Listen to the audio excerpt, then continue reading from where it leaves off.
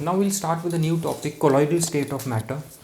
Now in this video lecture we will try to understand what is colloidal state of any substance, right? And to start with, let's go through a experiment that was performed by Thomas Graham in 1861.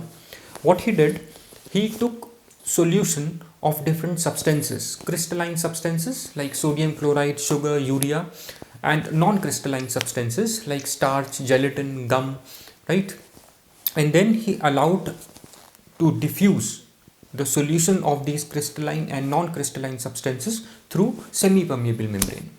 And to his observation, what he observed that the crystalline substances in dissolved state could readily pass through the semi-permeable membrane, but the non-crystalline substances in dissolved state could not pass through the semi-permeable membrane, right? So he called the substances that could pass through the semi-permeable membrane as crystalloids, and to the other substances that could not pass through the semi-permeable membrane, he called or classified them as colloids, right? Colloid word is taken from a Greek word which means glue-like, right? Which means a glue-like, a sticky substance, right? So let's just summarize here. Thomas Graham, he performed an experiment, right, where he took solution of crystalline substances like sugar, sodium chloride, right, and urea, and he took solution of non-crystalline substances like starch, gum, gelatin, right? Then what he did, he allowed to diffuse both these solutions through semi-permeable membrane, right? Both these solutions were allowed to diffuse through semi-permeable membrane, and we know that semi-permeable membrane will allow particles of specific size to pass through it. It will not allow all particles or particles of all sizes to pass through it, right? So I'll just mention over here, it will allow particles of specific size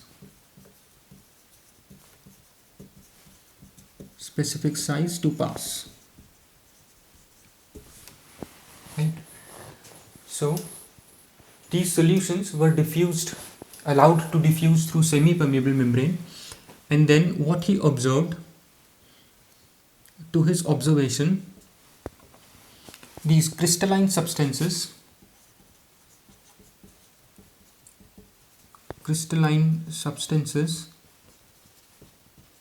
in dissolved state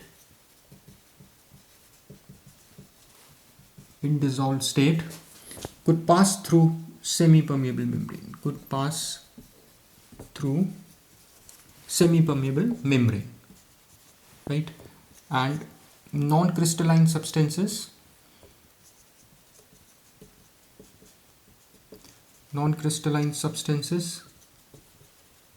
could not pass through semi-permeable membrane, right? So to these crystalline substances that in dissolved state could pass through semi-permeable membrane, he called them as crystalloids, right? And to these substances that could pass through semi-permeable membrane, that substances that could not pass through semi-permeable membrane, he called these as colloids, right? So these are crystalloids, these are colloids. So this is how he classified substances as crystalloids and colloids based on his experiment where he allowed the solution of these substances, right, to pass through semi-permeable membrane, right?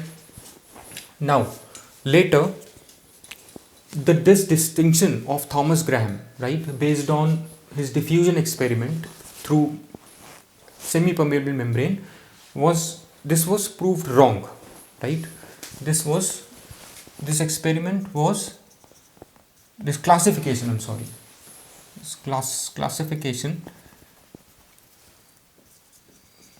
This classification later classification was proved wrong, right? Why it proved wrong? Because substances that are acting crystalloids in one set of conditions could be made to behave like colloids in another set of conditions, right? For example, here I said sodium chloride, which is a crystalline solid, right? When the solution of sodium chloride was taken in water, it behaved like a crystalloid, right? It passed through semi-permeable membrane. But if sodium chloride, the solution of sodium chloride is taken in the solution of sodium chloride, if taken in benzene, if sodium chloride is added to benzene, right, then that solution behaved like colloid, right? It behaved like a colloidal solution because the solute particles in benzene, that is the solute particles of sodium chloride in benzene, behaved like colloid, right? So we say now, what we conclude from this, that any substance can be made to behave like a colloid or a crystalloid under different set of conditions, right? So classification was proved wrong, right? And sodium chloride, right, in benzene behaved as colloid, right? So now we concluded that any substance can be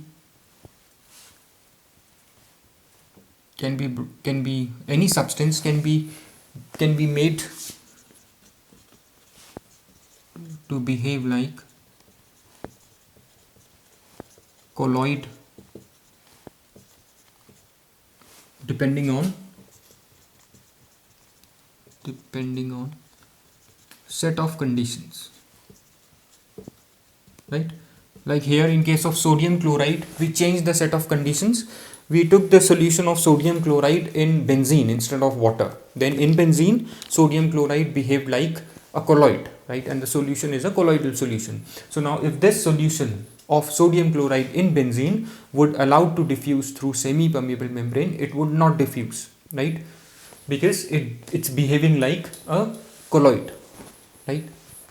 So now, what kind of substances, what was the reason behind some substances that could diffuse through semi-permeable membrane, whereas some substances that could not diffuse through semi-permeable membrane? It's the particle size, right? Depending on the particle size, right, some substances will pass through, say, semi-permeable membrane, and some substance will not pass through semi-permeable membrane, right? So colloids or colloidal solutions, when allowed to diffuse through semi-permeable membrane, would not diffuse, right, these substances in colloidal solution, right, or the particles in colloidal solutions would not pass through semi-permeable membrane because of their particle size, right? Because the particle size of colloids is bigger than the particle size of true solutions, right? True solutions, if we talk about true solutions, solution of sodium chloride in water is a true solution, and so solution of sodium chloride in water is a colloidal solution, right? So sodium chloride in benzene will behave like a colloid, and its particle size will aggregate, right, and would become bigger compared to its particle in water, right? When it behaved like a sodium chloride solution behaved like a true solution in water, right? So we say its particle size, right, its particle size that would the non-diffusibility of colloids, right, and diffusibility of crystalloids through animal or vegetable membrane was due to the difference in the size of the particle, right. Here these non-crystalline substances could not diffuse through animal membrane, whereas crystalline substances could diffuse through animal membrane. It's this difference of diffusibility is due to their particle size, right. So we'll just mention that the diffusibility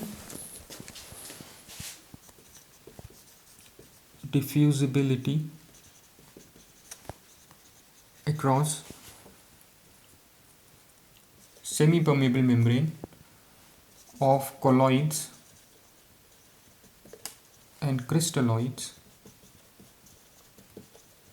is due to particle size, right, and particle size of colloids is bigger than crystalloids, right.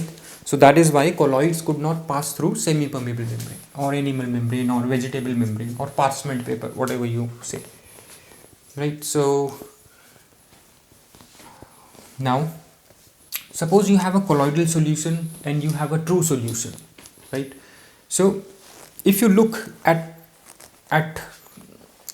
colloidal solution and the true solution, it may look same, it may look similar, right, but the particles in colloidal solution is of bigger size compared to particles in the true solution, right.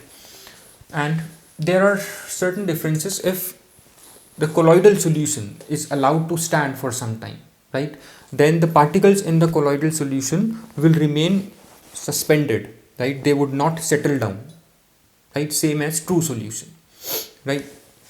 And if the particle size of solution is bigger than colloidal solution, right, or if the particle size of solution is bigger than colloid, then it will behave like a suspension, right, then that solution would be called as suspension. And if the suspension is allowed to stand for some time, the particles would settle down, right.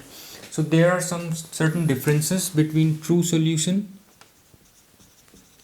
right, and you have colloidal solution, right, colloidal solution. These differences are important, so just take these differences down, and we would be doing the rest in some of the differences in detail in future lectures. Then you have suspension, right. So what I said is true solution, right, on standing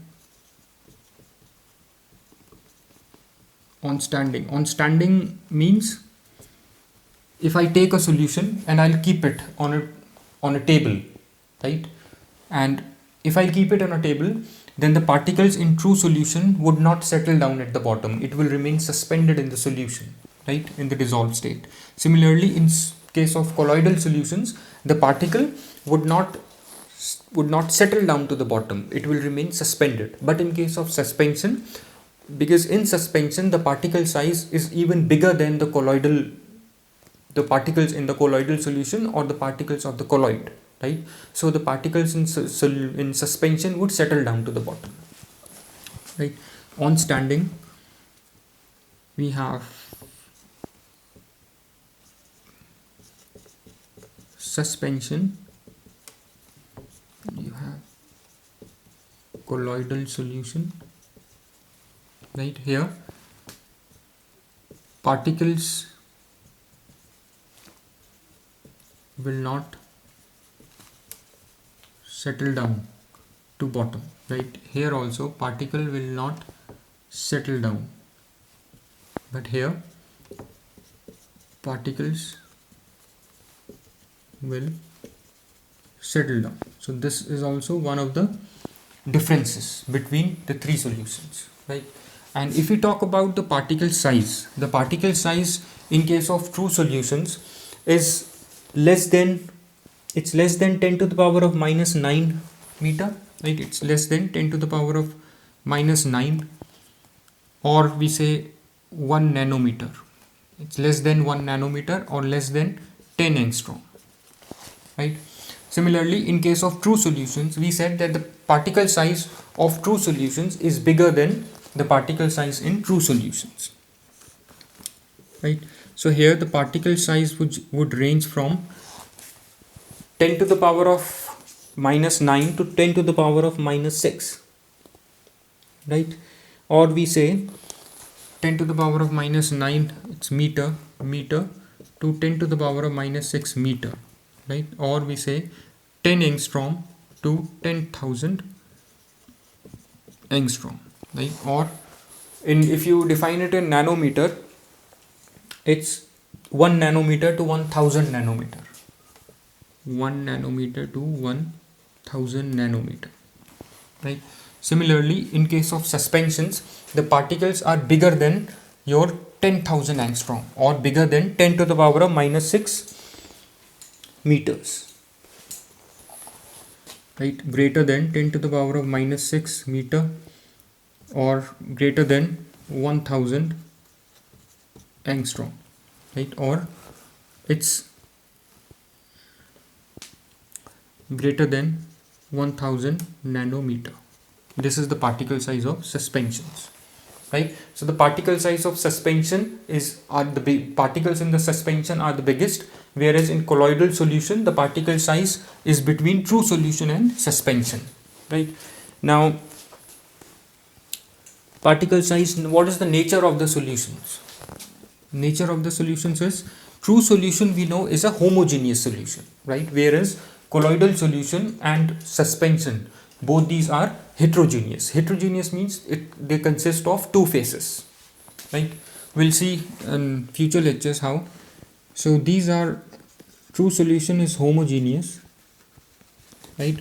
Whereas colloidal solution is heterogeneous. And here also suspension is also your heterogeneous because it consists of two phases. We know that heterogeneous solutions consist of two phases, whereas homogeneous solutions consist of one phase and their properties are same throughout, right? So now the next distinction is filterability. How will they behave on filter paper? The particles of true solution, right, would pass through filter paper and your semi-permeable membrane, right? Will pass through normal filter paper, pass through, or we call it as ordinary filter paper. Will pass through ordinary filter paper and enamel membrane or semi-permeable membrane. We have seen already that these could pass through your semi-permeable membrane, right? Whereas colloidal solutions could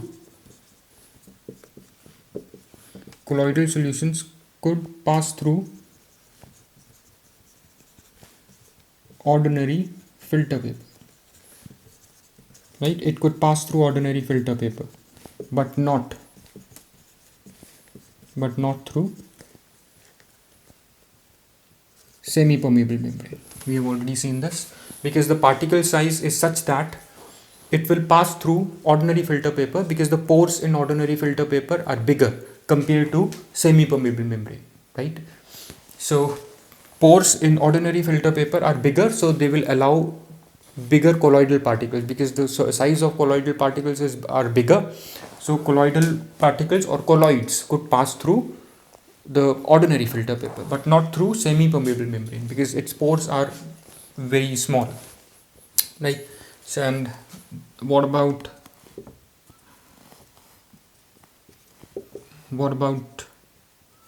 suspensions? Suspensions would not pass through. It will neither pass through ordinary filter paper nor through semi-permeable membrane, right? Not through filter paper and or semi-permeable membrane. It would not pass through any of these, right? Now I've already discussed one distinction, whether they will settle down on standing this will not settle, true solutions would not settle down. Colloidal solutions, the particles in colloidal solutions would also not settle down to the bottom, whereas the particles in suspension would settle down to the bottom, because the particle size of suspensions are bigger compared to the two. Now visibility, particles are invisible, right? Here the particles are invisible, right? If you have a solution of, say, salt in water, you could not see the particle size, particles, right? Solute particles, right? And they cannot be seen under microscope. The particles are very small, particles are invisible, right? And in case of colloidal solutions, we would be doing one experiment also. I mean, we would be doing this in future lecture, that particles in colloidal solution will scatter the light. If you pass light through colloidal solution, it will reflect the light, it will scatter the light, right? So scattering of light by particles is observed under ultra microscope, right? In this case, scattering of light through colloidal particles would be observed, right? And we would be doing this in detail. Particles will scatter light, right? And what about suspensions? Particles are visible to naked eye or under microscope. These particles are so big that they are visible. If you can directly see the particles are visible.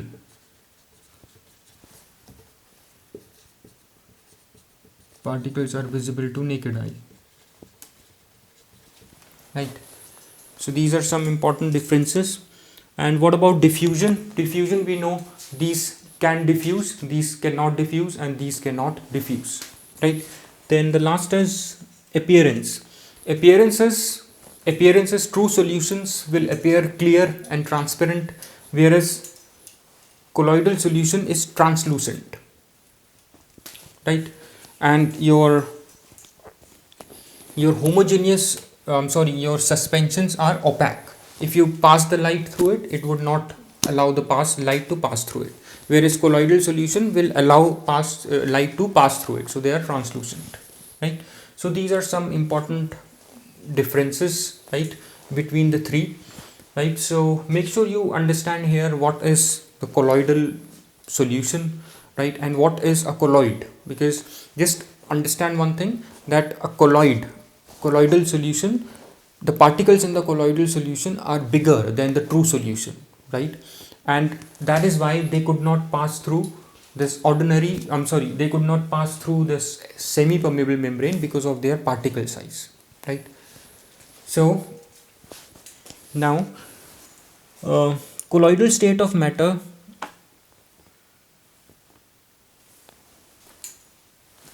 colloidal state of matter. So how can you define colloidal state of matter? Colloidal state of matter can be defined as a state, right, in which is therefore a state in which the size of the particles, it is a colloidal state is a state in which the size of the particles is such that, right, it will pass through ordinary filter paper, but it will not pass through semi-permeable membrane, like we have I've already discussed in one of the points here, right? So colloidal state of matter is a state, right, in which the particles of the colloid could pass through ordinary filter paper because of its size, but not through semi-permeable membrane, because the size of the colloidal particles is bigger. And what is the size? This is the range, right? So I hope all this is clear to you. Thanks.